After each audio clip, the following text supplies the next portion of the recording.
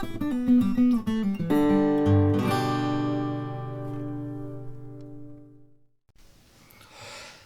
welcome back to the workshop. For today's project, I'd like to show how I do my knife sharpening with Japanese Shapton ceramic water stones. Let's get started. So to do this job, I'm going to be using the following tools. I've got a basin of water. I've got a stone holder so that the stone doesn't slide around while I'm working with it. I've got a Shapton green rough stone. I think this is supposed to be 220 grit. I've got a Shapton medium stone. I believe this one is supposed to be 1000 grit. I've got my flattening stone, which we probably don't need to use for this project. These are still reasonably flat. And then to finish up, I've got my leather strop loaded with green polishing compound. The knife I'll be sharpening today is a knife that I use in my kitchen almost every single day. This is a knife I made several years ago. It's about a 5-inch long blade. It's made of 15N20 high carbon steel. It's full tang, and the handle is made of Australian Jarrah wood, epoxied up with some red G10 liners. Now this knife doesn't need a whole lot of work. It's still reasonably sharp, but it could be better. It's time to put the stone to it. Okay, the first thing to do is to get these wet. Put these in the water to soak for just a minute or two. These Shapton ceramic stones are supposed to be what they call splash and go stones, where you don't really need to soak them for any amount of time. You can just whack some water on them and start sharpening. A traditional, natural Japanese water stone needs to be submerged for, I don't know, some long amount of time before you start using it. But I don't have any of those. Those are really expensive, and I like these. These are real simple to work with. The next thing I'm going to do here is set up my bench. Now, the way I do this makes kind of a mess. Ideally, you would do this over your kitchen sink with a sink bridge, but I don't have one of those, so this is how I managed to get by. I want to make sure this doesn't slide around on my workbench, so what I'm going to do is put down this paper towel, and then I'm just going to kind of get it wet. I've got a little spoon here. And this is a wet, messy process. There's just no two ways around that. All right. I'm going to start with the rough grit stone. Probably this knife doesn't need it. It's sharp enough. We could go straight to the 1000 grit, but I think I'll give it a couple passes on here just to say that I did. Now, there's a ton of ways to work with water stones and a ton of ways to sharpen knives and tools in general. I'm not here to tell you that one way is the right way or the wrong way. I'm just here to show you how I do this. So I've got a little water on the stone, get that good and wet, and then I just kind of get in here and I just kind of go for it. I don't really worry myself about the angle all that much. Now there is kind of a learning curve to this. You know, I couldn't do this easily on the first try, but it's easy enough to pick up. When I sharpen my knives on here, you know, I try to keep a straight motion for the most part, knowing that in the end, all the little pieces are going to blend together. I don't need to do the entire length of the blade in one stroke. And again, like I said before, I also don't really care what the angle is all that much either. If it's 10 degrees per stroke or 15 or whatever, I know that, you know, that angle changes as I move the knife up and down the stone anyway. I'm not a robot. My hands just aren't that consistent. And so in the end, the angle you get is kind of a, you know, it's going to be somewhere in the middle. And as long as the knife is sharp at the end and it does its job, I don't think it really matters whether or not that's a 15-degree angle or a 14.5-degree angle or a 17-degree angle. If you got a good knife with a good heat treat made out of a good piece of steel and it can support the angle of edge that you put on it, then that's really what matters, you know. Now I will say if you paid big bucks, hundreds or maybe even thousands of dollars for a fancy chef knife or something, and you came here looking for information on how to sharpen it, I would suggest that maybe this isn't the right channel for that. You know, the kind of things I do here are a little bit down and dirty and are more interested in just getting the job done and getting back to work. You know, I ain't here to sell you nothing. I ain't here to tell you that I know something about this that other people don't know. That just ain't the case here at all. I'm just showing that this is something that I do. I think anybody with you know, a little patience and a little care and maybe a lot of practice, maybe a little practice, can do exactly the same kind of things that I do. But it's not out of your reach, it's not too hard. You can do it. The important thing is to get in there with your own two hands and take a stab at it. You know, I feel like I should clarify my point on why the stone being perfectly flat doesn't matter. Because, okay, this stone isn't all that flat. And in the case of sharpening a knife with a, you know, very kind of shallow secondary bevel like this, the dish of this stone isn't going to dish that edge all that much because you're only dealing with it, you know, kind of a millimeter and a half wide at any given spot. So relative to the stone, this tiny amount of knife edge is pretty flat no matter where I put it and no matter how dished out this is.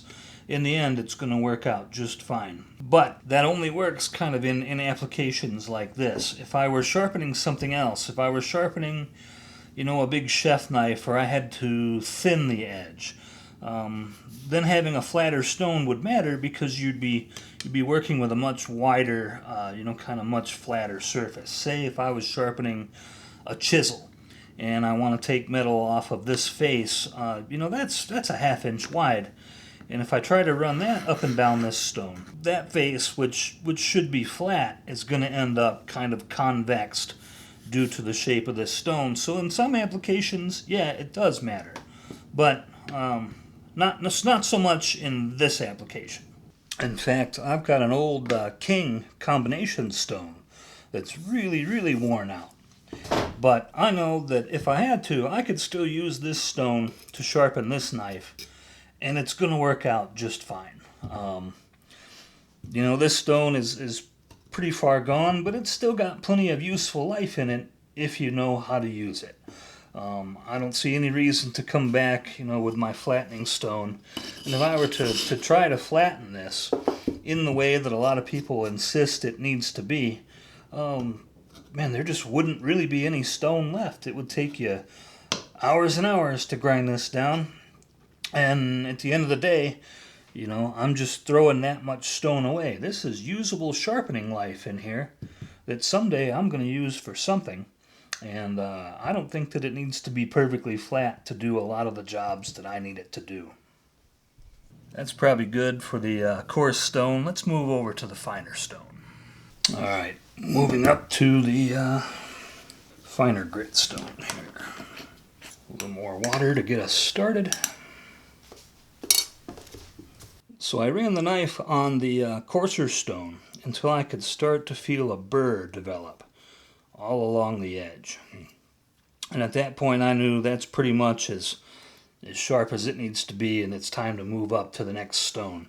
But you got to kind of keep working with it and make sure the burr goes all the way down, because otherwise what happens with this method is you'll raise a burr in some spots and it can be really sharp right there, and then in others you're not quite there yet. You got to make sure that you get the whole edge.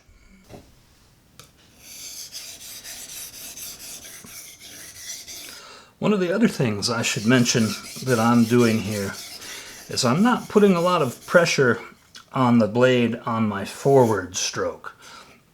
I feel that I get much better results by kind of lightly coming forward and then pushing down with my hands, and the pressure comes on the pullback stroke. That helps me move the steel away from the edge and also roll up the burr that I'm looking for.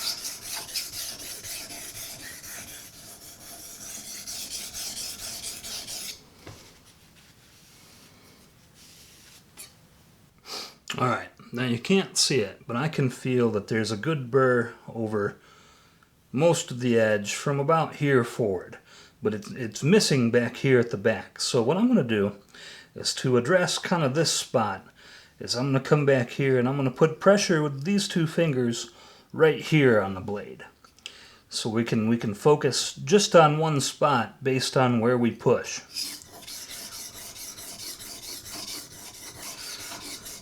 Now you have to be careful doing this that you don't take away too much metal back here, but in the end, like I said before, it's all going to blend together and it's going to be fine.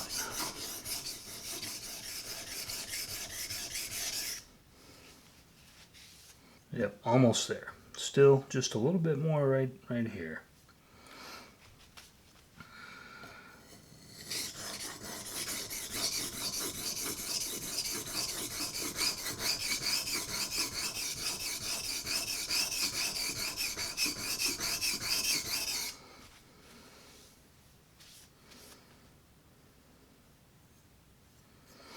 Alright, there we go. Now, this edge has got a continuous burr all the way down.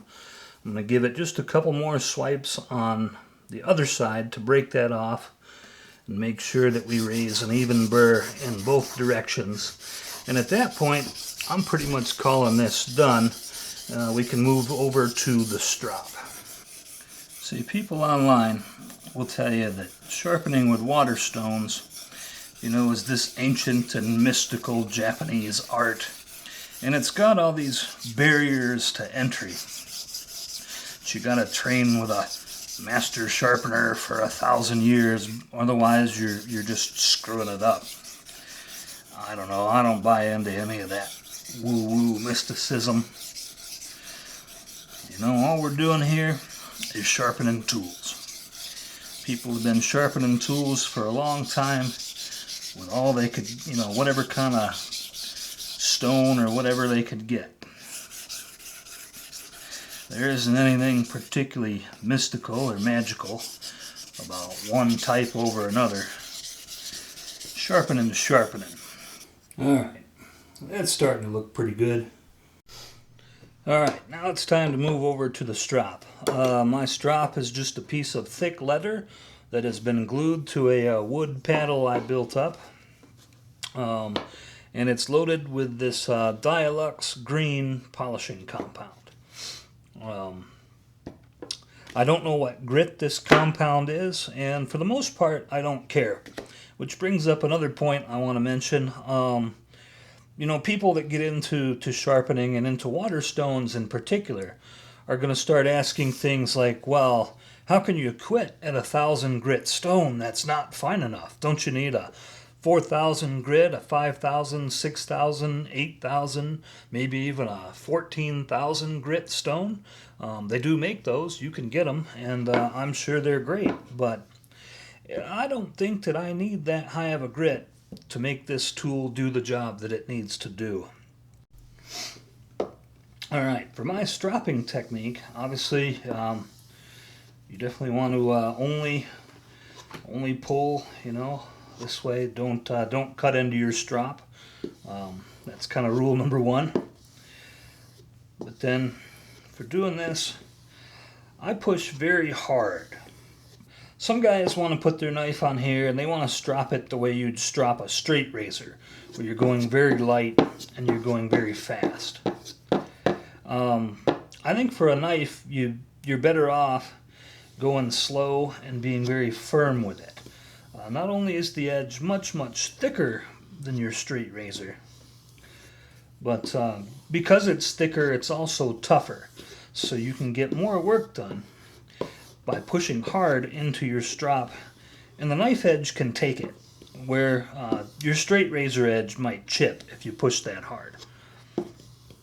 And so, in so doing, I feel this doesn't need a whole lot of time, and we don't need to put 100 passes per side into it. 10 or 20 is probably plenty good. Again, is this edge as finely polished as it would be, with a 10,000 grit stone? Well, no, it isn't. But it doesn't need to have that in order to do its job. All right, well, I think we're done. Let's see how we did. Yep, shaving sharp. This was kind of rough cutting paper before, but I think now we can do better. Oh yeah, I mean, like a hot knife through butter. So that's been a quick look at how I sharpen knives using Japanese water stones.